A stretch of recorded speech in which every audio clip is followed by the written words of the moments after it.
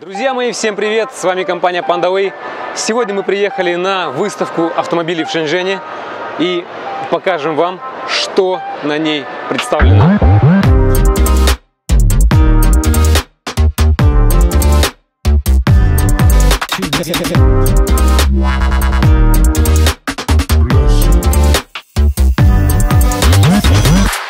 Начнем со стенда Volkswagen. Здесь представлены такие модели, как ID.6X, ID.4X и новинка ID.3. Начать мы хотим именно с этой модели. Почему? Потому что это новинка, потому что она красивая, симпатичная, новая модель. Официальной цены на эту модель нету. Менеджер сказал, что будет начинаться она от 160 тысяч юаней в Китае. Мне кажется, что этот автомобиль – это конкурент по внешности и, в принципе, по запасу хода BYD Дельфину. Про BYD Дельфин мы расскажем в конце ролика, поэтому оставайтесь с нами. В конце будет интересно. Полных технических данных у нас нету. Все, что нам удалось выцепить, вот в этой табличке. Во-первых, отличие от моделей ID.4X и от 6X – это ручка. Здесь она не скрытая, обычная стандартная классическая ручка. Здесь, ребят, два небольших дисплейчика, есть приборная панель и есть центральный монитор. Так, что-то у нас тут запустился кондиционер. И как нам его быстро выключить? И слушай, что мне делать? Я замерзаю. Антон, я замерзаю, спаси меня. Что делать? Найди кнопочку Off. Вот, все. А если ты нажмешь вот здесь функцию может переключения вот здесь будет. Это громкость. Вот эта вся панелька, это громкость. Ага. Короче, только через монитор. Честно говоря, странное решение, но ладно. Оставим это на совесть разработчиков. Volkswagen, все дела, безопасность, там, надежность, все прочее. Ну, честно говоря, сейчас мы с тобой, когда подошли к этой машине, и когда хотели ребятам рассказать, я прям был более воодушевлен этой машиной и внешним видом.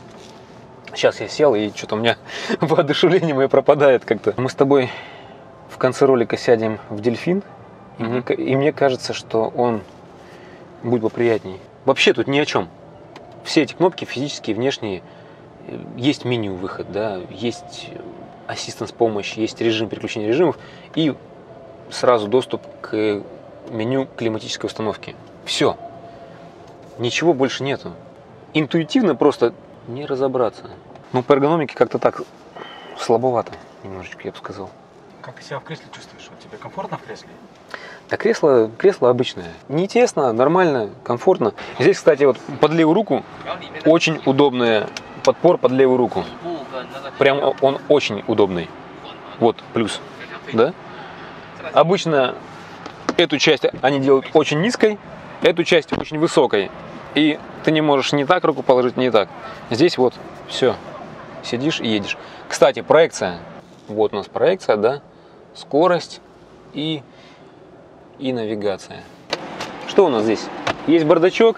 Есть подстаканники с выдвижными упорами, да, вот есть какой-то кармашек еще дополнительный, есть полочки под телефон. Здесь у нас Type-C, два разъема, кстати, USB нету. Что сзади? Два Type-C. И здесь два Type-C. USB что? Уходит в прошлое у нас. И можно это все вот так закрыть. А здесь, смотри, как они придумали. Это такой вот крючок, который торчит прям далеко так. А если у тебя ноги маленькие, короткие, ты будешь об него биться? Давай сам за собой сяду, проверим задний ряд. Так, нормально, место есть. Здесь у нас даже подлокотник даже есть. И сверху запас есть. Сенсорные кнопочки. Антон, смотри. Регулировки нету. Наклон нормальный. Подпоры даже сзади есть. Есть такие кармашки. Багажник посмотрим. Открывается, видишь как? Средний такой багажничек, да? Небольшой, не маленький. И есть вот такая вот глубокая ниша под всякие инструменты и под различную мелочевку.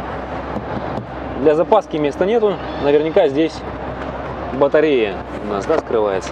На прошлой выставке у нас был обзор краткий на ID4. Давай перейдем к ID6. ID6X. Технические характеристики здесь. Вот здесь ручки, да, скрытые, как у ID4X.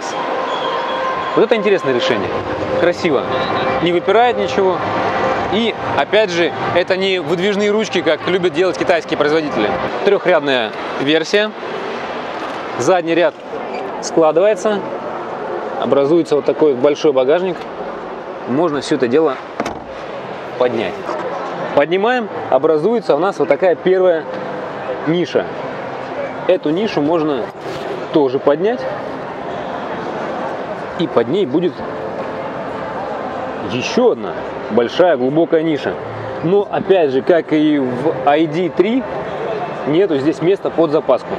По эргономике примерно то же самое, что и в ID3, только чуть-чуть все просто побольше. Ребят, здесь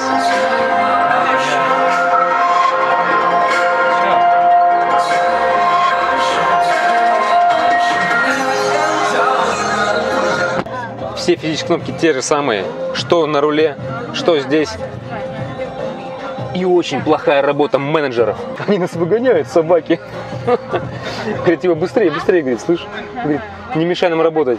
В общем, я скажу так, что эргономика мне у китайцев нравится больше, чем в этой машине. Давай посмотрим задний ряд. Давай.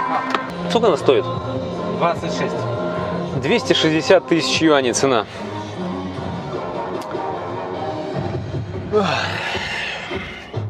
Дорого.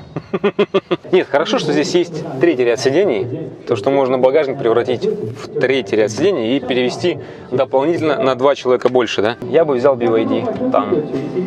Ладно, пошли к родным китайцам. Нет, давай мы сначала зайдем к Мазде, посмотрим на Мазду, и потом пойдем к родным китайцам.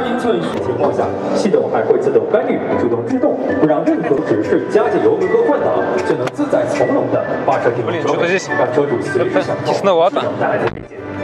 Не, ну хотя, в принципе, нормально. Доехать можно. Если развалиться, это вот так. Что по тебе? Мне тоже нормально здесь. Мои длинные ноги влезли сюда. Хорошо, зачет. По третьему ряду зачет. Давайте запомним вот этого нехорошего человека, который не дает ни хрена делать. Mazda CX-30 EV. По размеру этот автомобиль чуть-чуть больше, чем его бензиновый собрат Mazda CX-30. Она повыше, она пошире, она подлиннее. Когда садишься в этот автомобиль, после всех просмотренных нами китайских электромобилей, дизайн интерьера здесь кажется немножечко устаревшим. На 2 года отстает от китайских брендов. Это вот такое первое впечатление, да?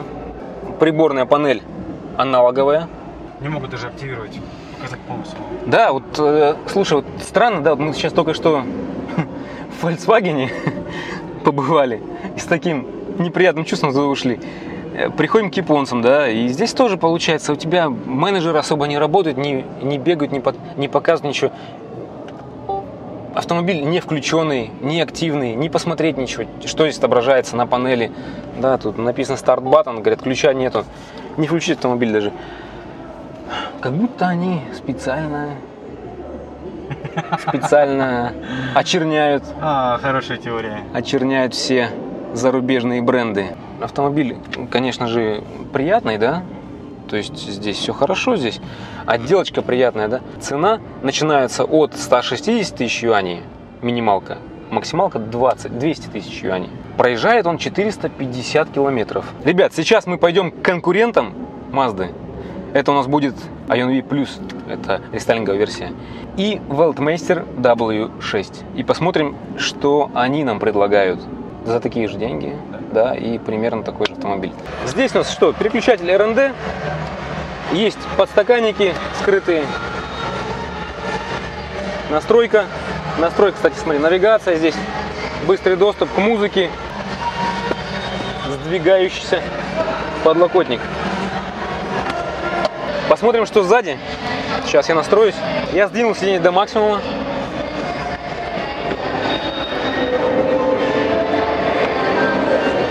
Ой-ой-ой-ой-ой-ой-ой. Это что такое? Блин. Как тут тесно. Кошмар. Я не могу вторую ногу засунуть. Блин. Может быть, и багажник огромный просто. Ты думаешь, что они услышали с тобой наши замечания по поводу ION-Y и сделали багажник большой, сместили? Какой-то он узенький и не очень глубокий. Зато снизу много, смотри, отсеков под мелочевку. Вот честно, у меня нету какой-то такой страсти к китайским автомобилям. Мне нравятся японцы, мне нравятся европейцы, но здесь, именно конкретно в этой ситуации, я считаю, что конкуренты у этого автомобиля есть, поэтому идем дальше. Итак, друзья, мы находимся на стенде GAC ION. Здесь представлен ION-Y, о котором мы уже рассказывали, делали полный обзор. Есть ION LX, это топовая версия из всех. И есть ION V+, рестайлинговая версия модели ION V.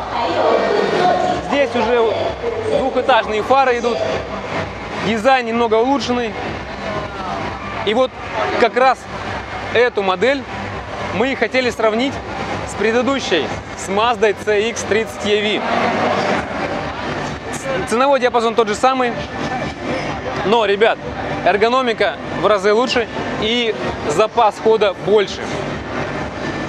Возможно, вы скажете, типа, там Mazda, японцы, здесь ION, китайцы.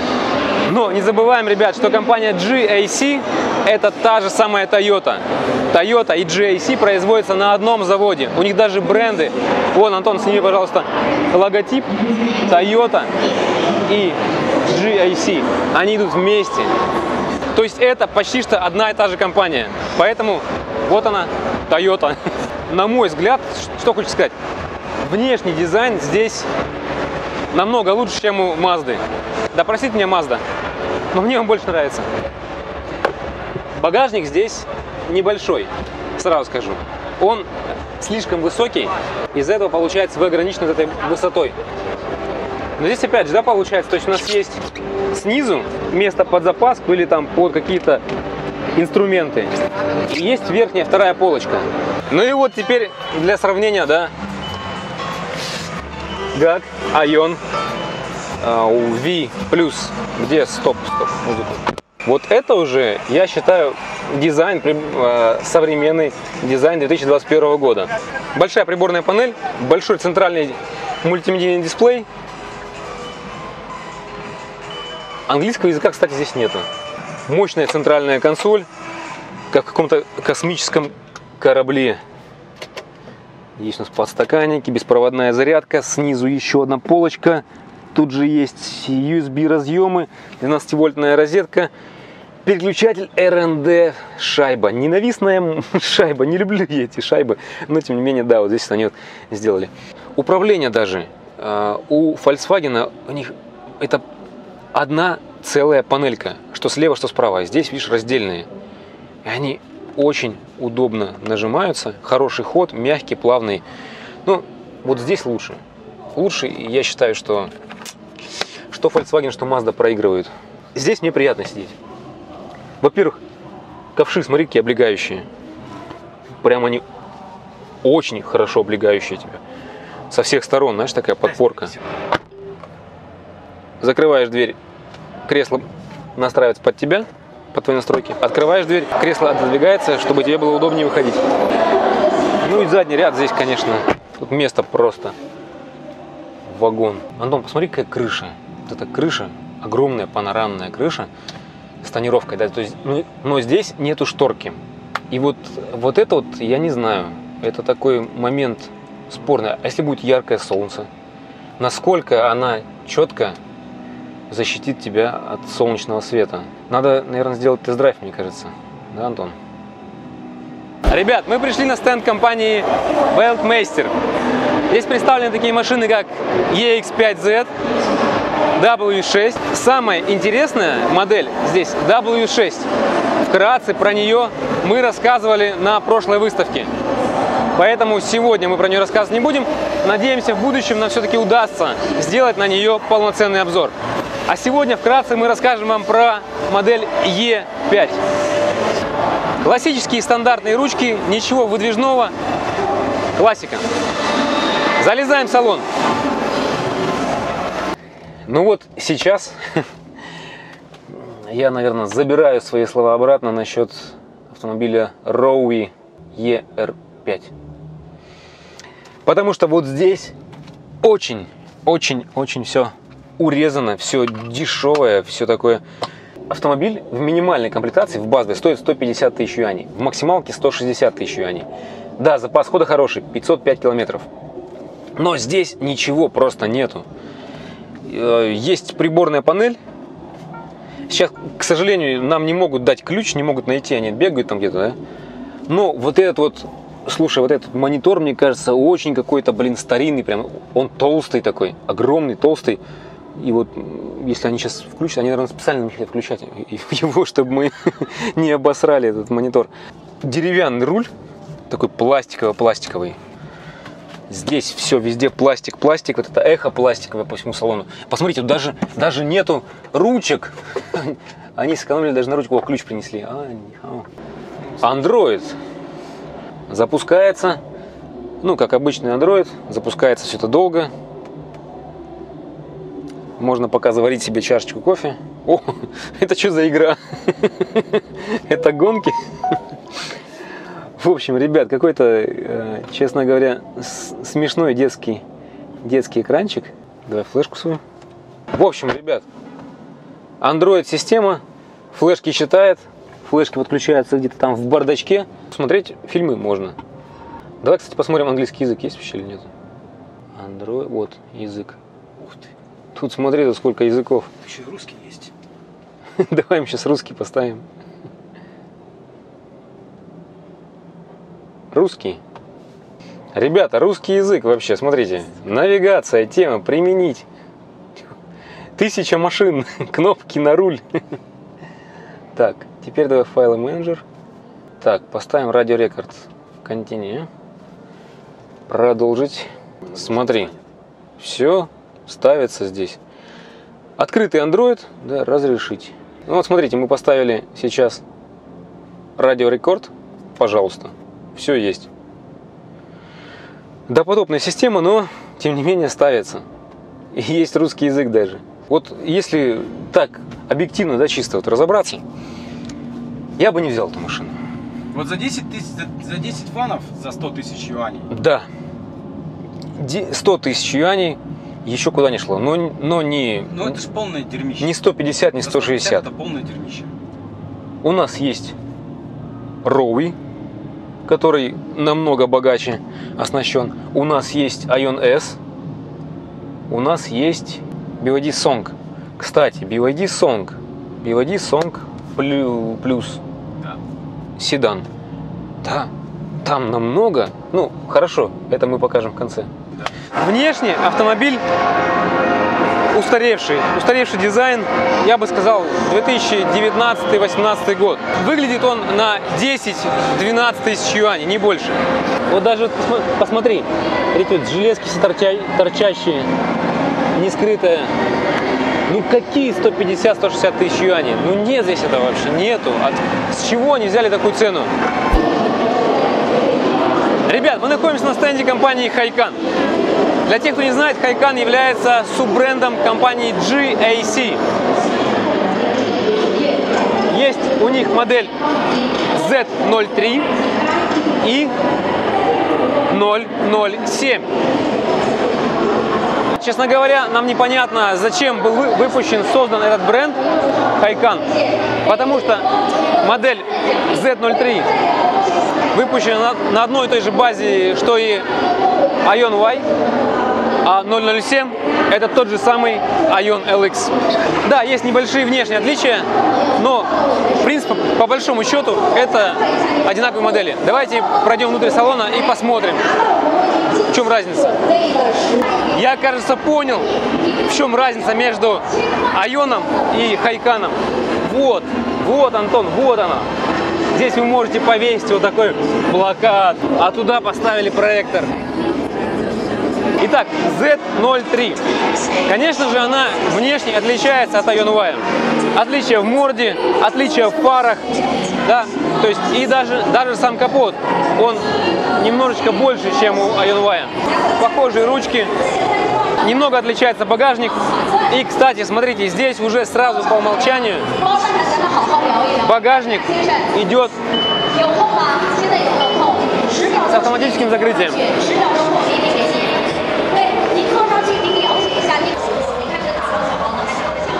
Здесь же у нас все то же самое, что и в IONY. Похожие прям вот эти вот переключения, кнопочки. То же самое, цельные такие панельки переключающие.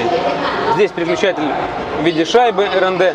В общем, это тот же самый IONY, только в немного измененном дизайне.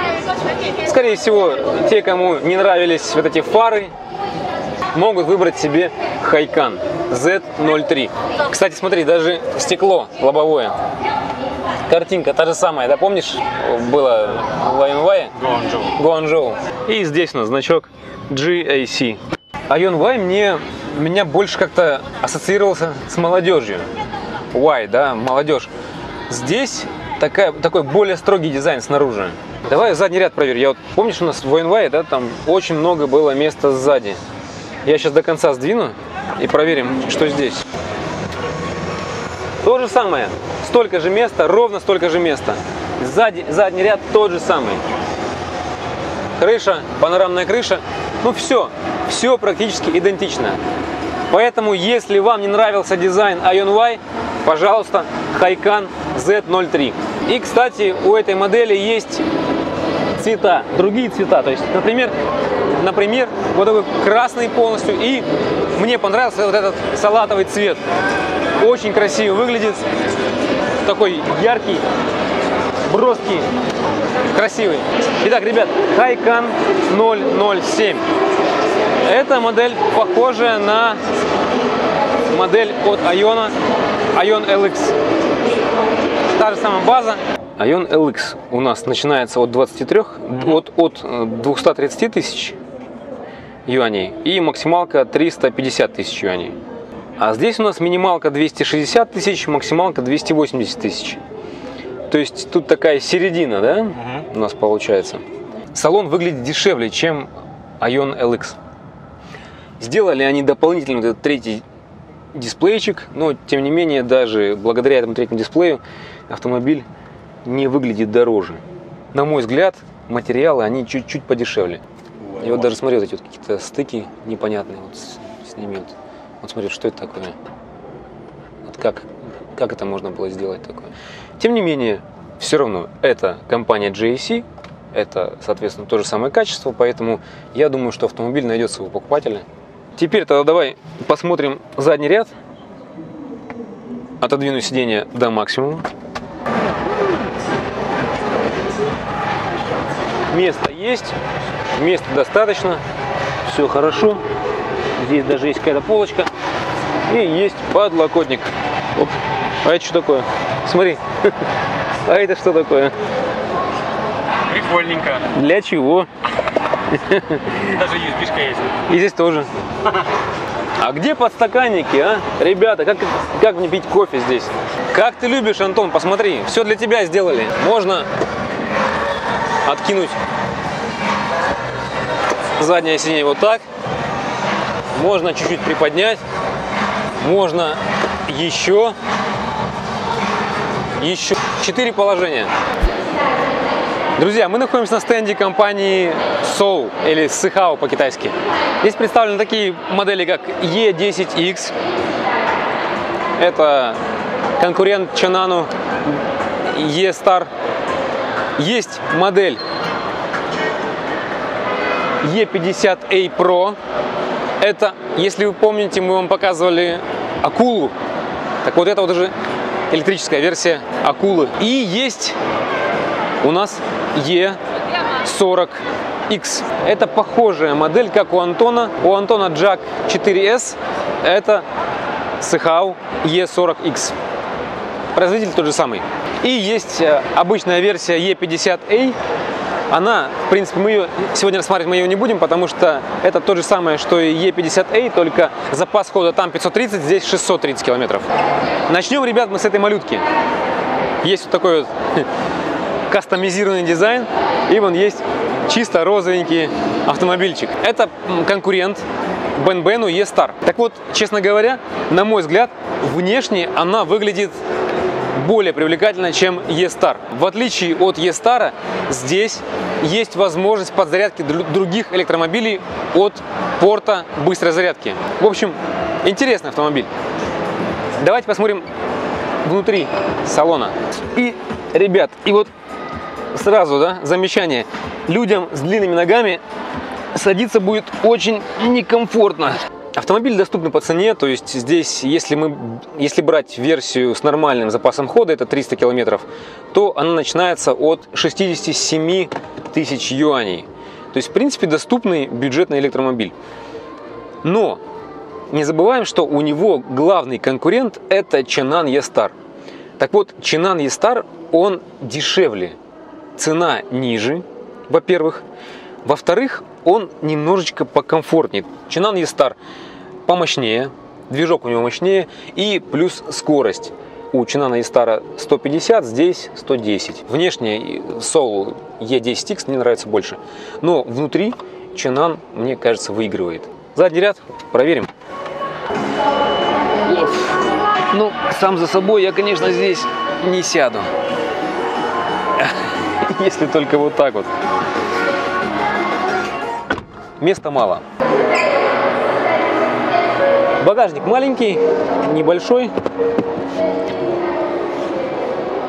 Но даже здесь они умудрились сделать такую нишу небольшую.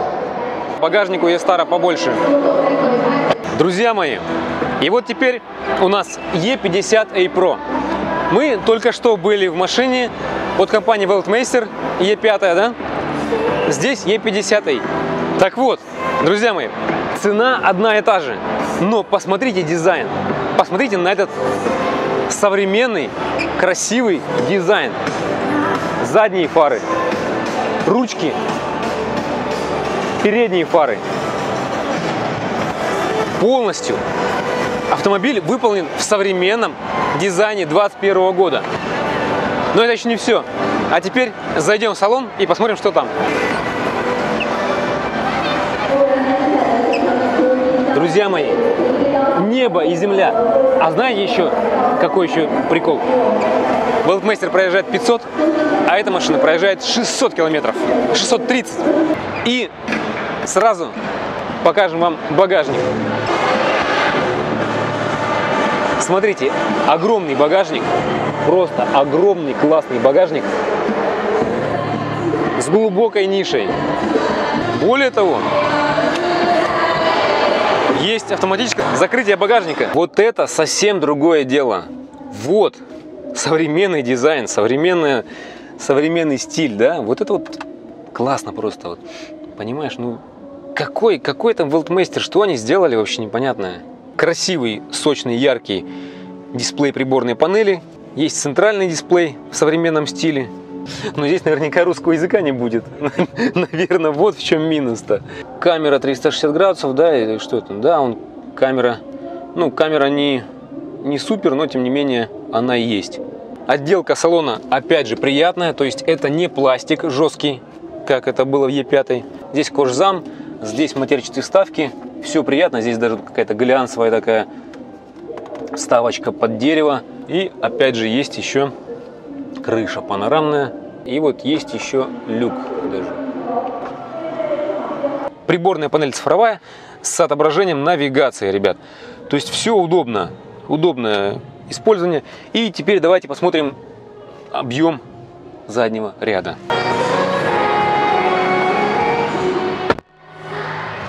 Нормально. Место, в принципе, есть. Это несмотря на то, что кресло переднее сдвинуто до максимума. Ну и модель у нас E40X. Как вы помните, мы вам рассказывали, что компания Sol и компания JAC это одна и та же компания, да? Так вот, эта модель это практически та же самая модель, что и у Антона. JAC IEV S4. Немного изменен дизайн, изменили фары, изменили дизайн и изменили внутри сиденья. Сиденья стали такие более глубокие, более обволакивающие. Вместо культяпки, как у Антона, сделали шайбу. Здесь в минималке уже идет круиз-контроль и есть камера 360 градусов. Перенесли слот зарядки с носа, перенесли на левую боковую часть. Здесь у нас Fast Charge и Slow Charge. В остальном все то же самое, поэтому, если вы еще не смотрели обзор на машину Антона, пройдите вот по этой ссылочке. Ребят, ну и теперь переходим к самому интересному стенду на этой выставке. Это BYD. Друзья мои, и сейчас мы находимся на стенде компании BYD. Ребят, посмотрите, это, наверное, самый посещаемый стенд этой выставки. Сколько здесь народу, сколько работает менеджеров. То есть, понятно, какой бренд самый популярный на этой выставке. Здесь же у нас есть тестовый стенд по проверке безопасности батарей. То есть, это тест на прокол батареи гвоздем. Гвоздь протыкать батарею, из батареи ничего не происходит. Сейчас мы вам расскажем про некоторые машины. Начнем мы, наверное, с BYD Song Plus. BYD Song Plus седан. Есть Song Plus паркетник, это седан. Так вот, ребят, автомобиль проезжает 600 километров на одной зарядке и стоит 168 тысяч юаней. И тут сразу же мы говорим пока-пока Weltmeister E5 и привет Sol E50A.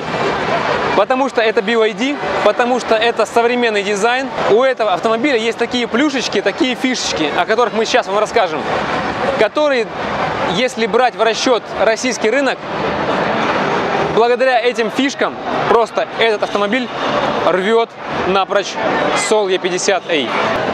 Багажник здесь глубокий, все закрыто, все обито, все красиво. Есть такая вот какая-то дешевая ручка.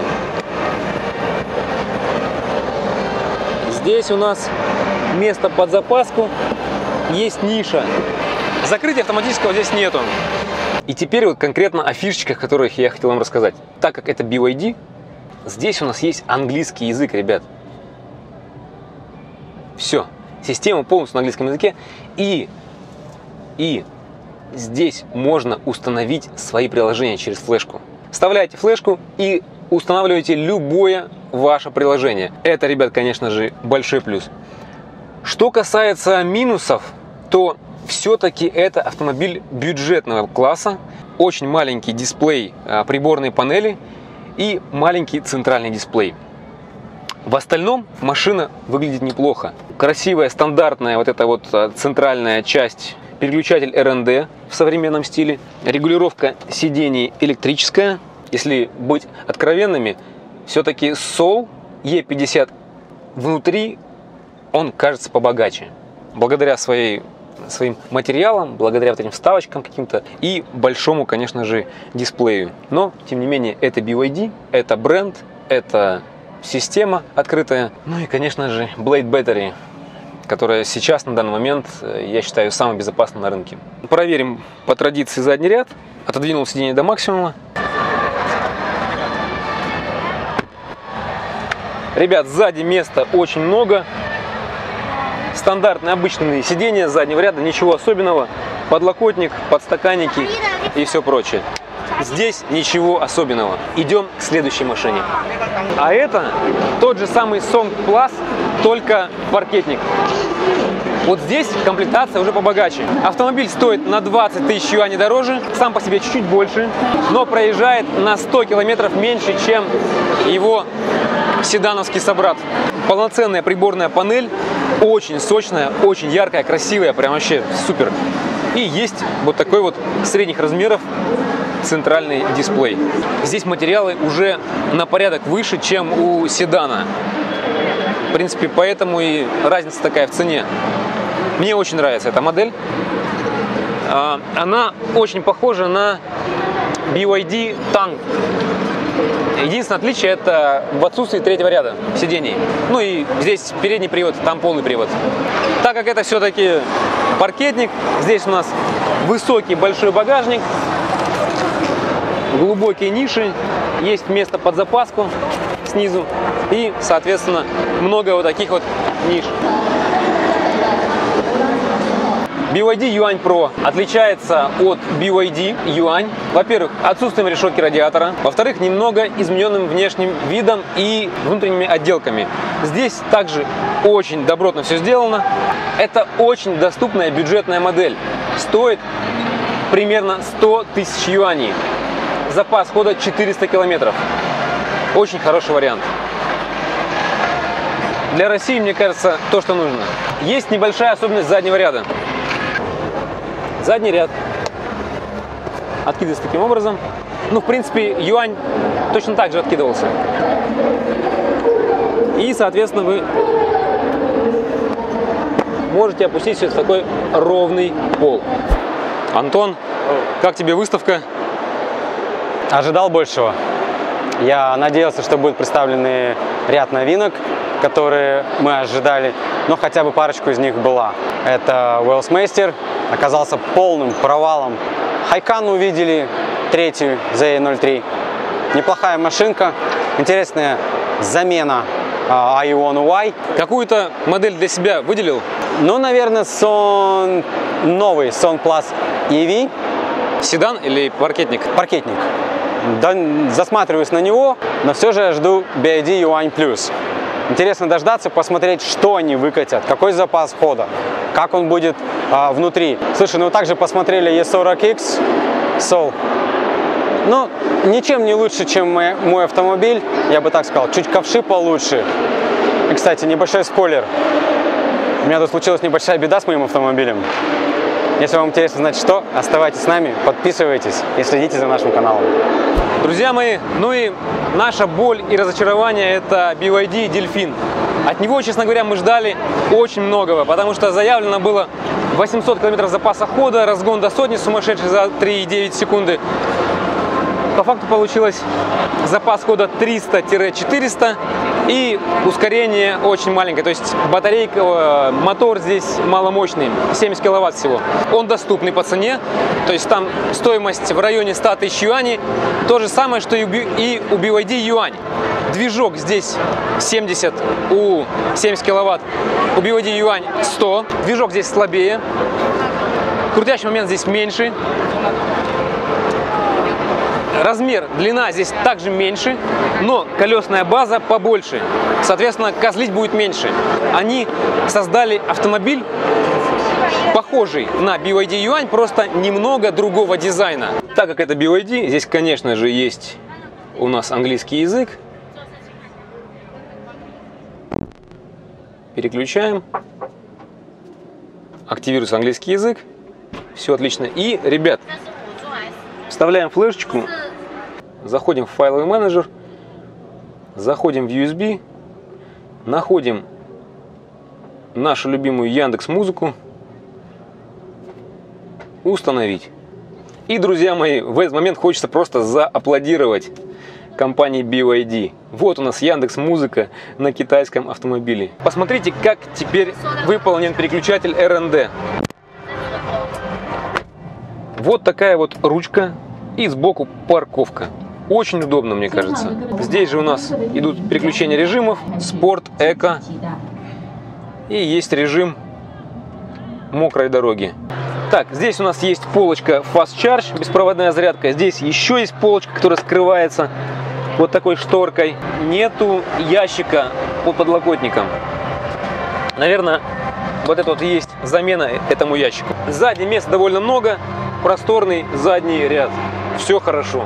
В отличие от Юаня, откидывается все вот так вот. Опа. Ровного пола здесь нету.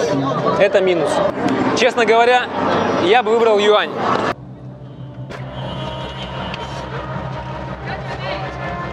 Ребят, хорошая модель, очень хорошая, но хотелось бы, чтобы запас хода был чуть побольше. А так, в принципе, это прямой конкурент BYD юань. А на этом мы закончим наш показ с выставки. Надеюсь, вам все понравилось, надеюсь, все было хорошо. Если понравилось, поставьте палец вверх. Если остались какие-то вопросы, напишите в комментариях. А с вами была компания PandaWay из Китая. Будьте с нами, и у вас все будет хорошо.